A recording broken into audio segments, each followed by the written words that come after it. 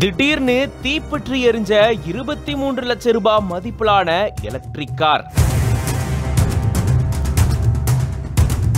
பக்கத்துல நின்னுட்டு இருந்த 1,20,000 ரூபாய் மதிப்பிலான எலக்ட்ரிக் பைக் மற்றும் இன்னொரு காரும் எரிந்து சேதமடைஞ்ச சம்பவம் பெரும் பரபரப்பை ஏற்படுத்தியிருக்கு.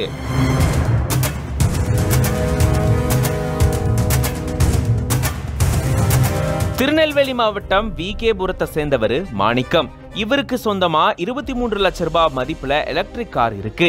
இவருடைய இந்த கார் திடீர்னு தீப்பற்றி எரிஞ்சதா கூறப்படுது.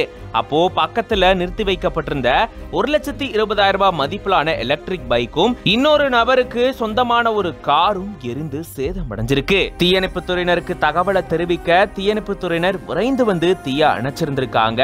இருந்தாலுமே கார் முழுசா எரிஞ்சு சேதமடைஞ்சு எலும்பு கூடா காட்சி அளிச்சிருந்திருக்கு. பல லட்சம் ரூபாய் மதிப்பிலான கார்கள், பைக் திடீர்னு தீப்பிடிச்சு எரிஞ்சு முழுசா சேதமடைஞ்ச சம்பவம் அங்க பெரும் பரபரப்பை ஏற்படுத்தியிருக்கு. எதனால தீப்பிடிச்சது அப்படின்ற கோணத்துல போலீசார் இப்போ தீவிர விசாரணையை மேற்கொண்டுட்டு வராங்க.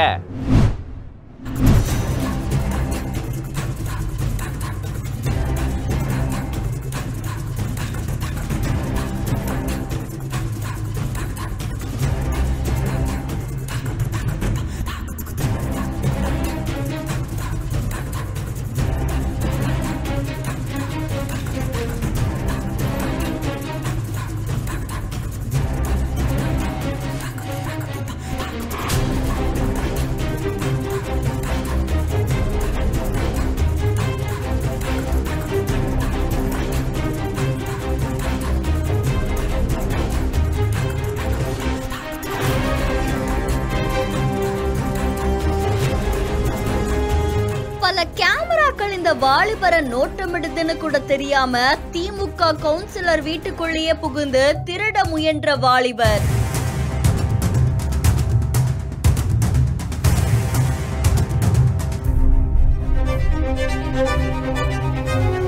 பதுங்கி பதுங்கி திருட முயன்ற நபரை மடக்கி பிடித்த பொதுமக்கள்.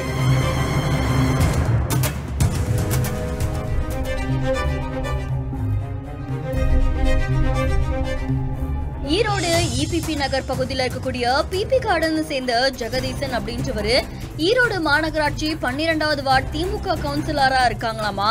இந்த நிலையில சம்பவம் அன்னைக்கு மாணிக்கம்பாளையம் சாலையில வசிச்சுட்டு வரக்கூடிய தன்னுடைய மூத்த மகளான கனிமொழிய பாக்குறதுக்காக அவங்க வீட்டுல இருந்து போயிருக்காங்க. மறுபடியும் வீட்டை நோக்கி வந்துட்டு இருந்த ஜெகதீசன் வீட்டுடைய முதல் மாடியில மர்ம நபருடைய நடமாட்டம் இருக்கிறத பார்த்து ரொம்பவே அதிர்ச்சி அடைஞ்சிருக்காங்க.